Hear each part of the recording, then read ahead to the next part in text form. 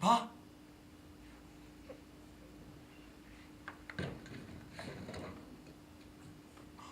Mon Dieu! Mais ça fait combien d'années? Je vous ai cherché partout. J'ai cru que tout le monde était mort. Non.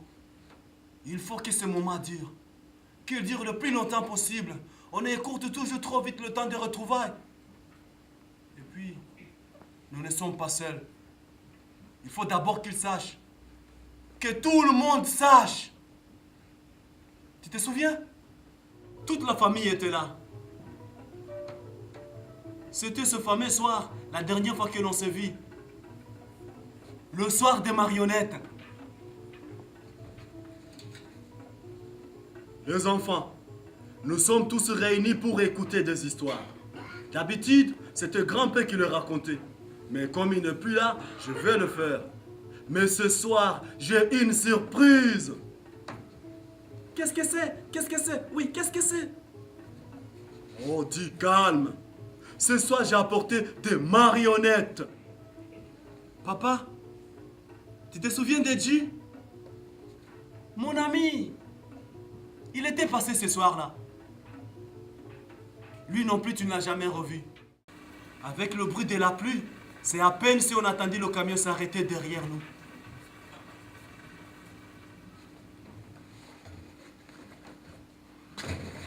Aïe, aïe, aïe, on n'a rien compris. J'ai reçu des coups. Des hommes parlaient, criaient. Taisez-vous. Mais nous, on criait. Ils disaient, vous êtes tout seuls. Où sont vos copains? Nous, on criait. Encore des coups, encore des cris. Et puis les bruits des moteurs, des odeurs d'essence, encore des coups. Et puis plus rien. Je crois qu'on s'est endormi. On est où? Je ne sais pas. Et toi? Je ne sais pas combien de temps nous sommes restés là. Une semaine, peut-être plus. Sans manger, sans boire, ni voir le soleil. Allez, debout! Messieurs, qu'est-ce qui se passe? C'est un jet ou quoi? Oui, c'est ça. Tu as tout compris, c'est un jet. Et vous êtes le grand gagnant. Qui, nous? On n'a pas demandé à participer à un jet. Qui vous a demandé de faire ça? C'est nos parents? Exactement, c'est ton père.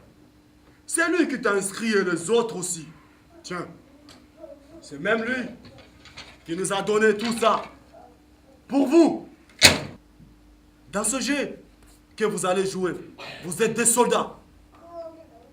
Alors, soldats, vous formerez ici une famille. Faut oublier que maman n'est pas là. Oubliez que papa n'est pas là. À partir d'aujourd'hui, votre ami, ce n'est pas celui qui est à votre gauche. Ce n'est pas non plus celui qui est à votre droite. Votre seul ami désormais, c'est celui-là.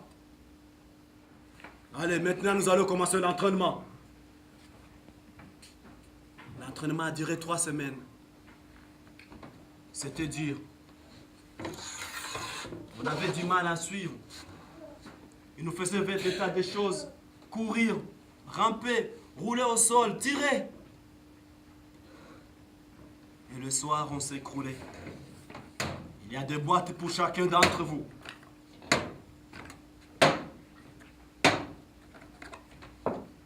Mangez! Mangez tout! Hé, c'est bon, hein? Oui, mais tu trouves pas qu'il y a un petit goût étrange? Mais non, c'est parce qu'on a pris l'habitude. Ça fait des semaines qu'on mangeait que l'haricot. Oui, t'as raison, ça doit être ça. Maintenant que tout le monde a bien mangé, vous allez faire votre devoir. Nous allons partir à la chasse. Vous verrez, c'est comme manger, mais en vrai. Vous serez des chasseurs. Il y aura des petits gibiers, mais aussi des lions. Des lions très dangereux. Il faudrait terresser tout ce qui bouge. Dis, qu'est-ce qui se passe? Je me sens tout bizarre. Oui, moi aussi. J'ai chaud, mes yeux me font mal. Oui, tout est flou. Je ne vois pas les choses pareilles. Soldats, tenez-vous prêts!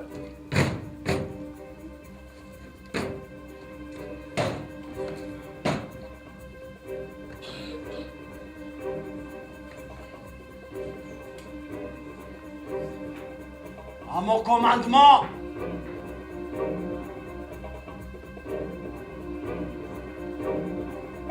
Feu!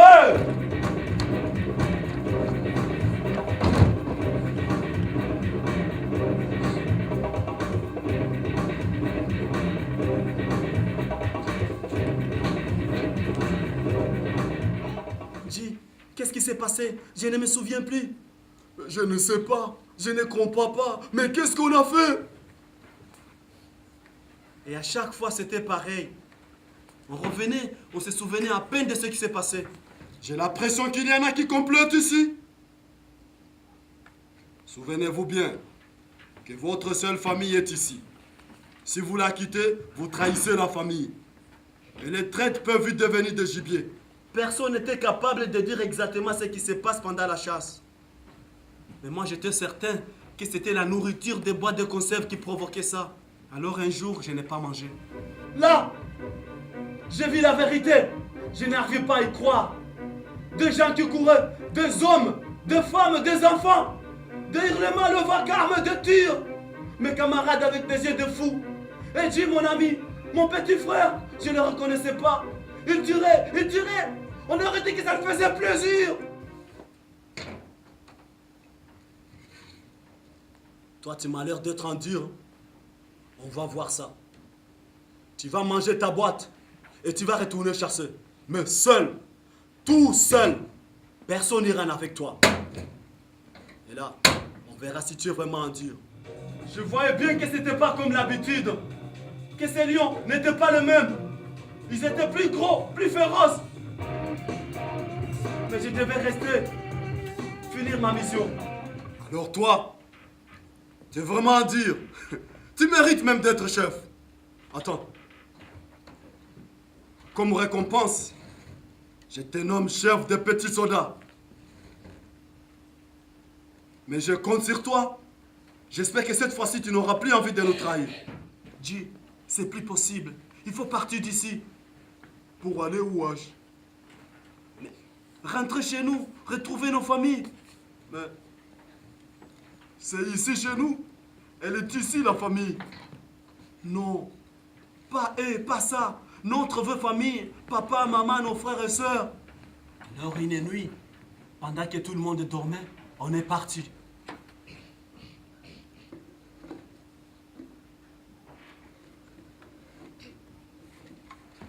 Chut.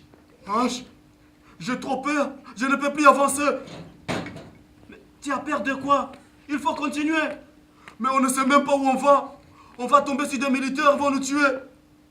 Mais non, on va leur dire la vérité. Allez, viens. Non, pardonne-moi, je ne peux pas. Dis. Tu allais où comme ça? Tu penses arriver où? Regarde-moi. Regarde-moi, je te dis. Tu vois, ton groupe t'aime tellement qu'il ne sait même pas quelle punition te donner. Moi, je sais. Dis, on part ce soir. Mais qu'est-ce qu'on a à perdre? Il est parce que ceux que nos parents sont morts. Et si on reste ici, on finira par se faire tuer. En partant, on a au moins une chance de s'en sortir. Et cette fois-ci, on va jusqu'au bout, tous les deux.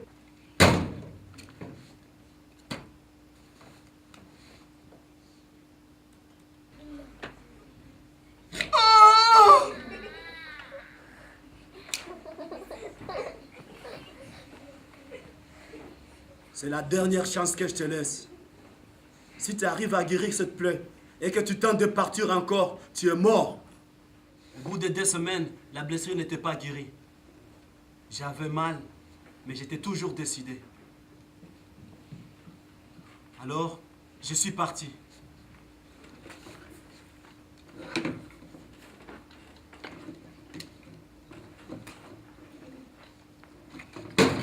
Mais le chef a mis longtemps à se rendre compte de mon absence. Il ne se méfiait pas. Pour lui, j'étais devenu presque infirme, donc je ne pouvais pas fuir. Alors, j'ai rampé la nuit, mais caché le jour. Ma fuite a duré 2 semaines. 2 semaines sans manger, à ne boire que la rosée du matin. J'ai senti mes forces me quitter. Je me suis allongé sur le sol. J'ai laissé le sommeil me gagner. J'ai abandonné. Hé, toi là-bas, debout. J'ai dit debout.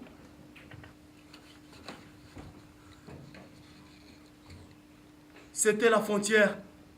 J'étais sauvé. Mon arme, mon arme, et mon arme. Je suis où ici? C'est quoi ici? Et mon arme, il est où? Hé, chut. Tu n'en as pas besoin. Tu es en sécurité ici. Tu n'as rien à craindre de nous. Alors, chut. Nous sommes dans un camp de réfugiés. Tu étais là-bas, n'est-ce pas? Tu étais avec ces enfants qui attaquaient le village? Écoute, je ne te veux aucun mal. Je sais bien que tu n'avais pas le choix, qui te forçait à faire ça, qui t'ont fait prendre des drogues. Mais il faut que tu nous aides à les retrouver. Je peux vous guider jusqu'à l'endroit où ils étaient, quand je me suis enfoui. C'est vrai, tu peux faire ça? Oui, monsieur, pas de problème. On peut y aller tout de suite. Donnez-moi une arme. Non, non, non, non, non, non. Sûrement pas. Tu ne pars plus au combat. Ça, c'est fini. Puis les questions vont recommencer.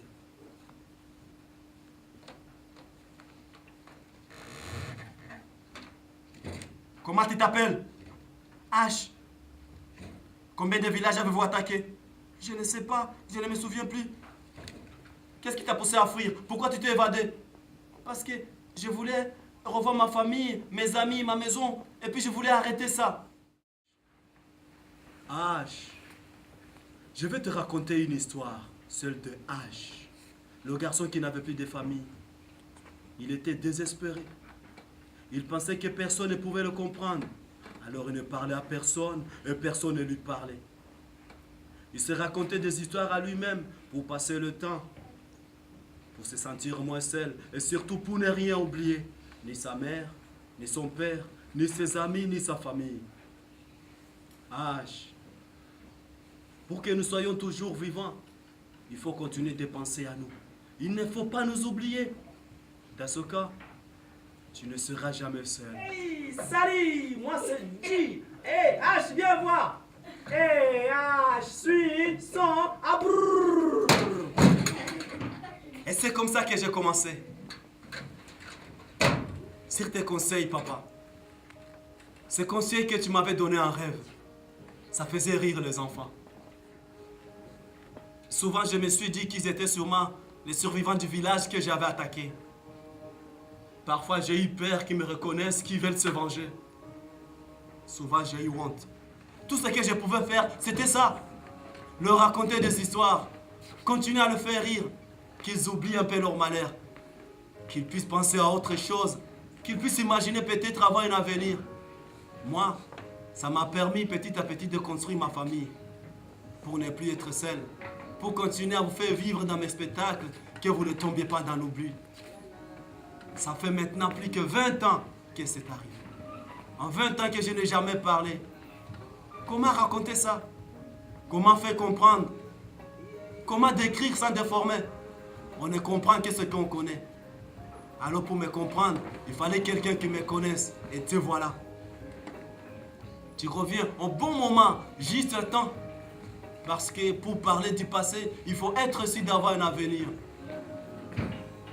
Papa, j'étais le tien, de nouveau je le deviens.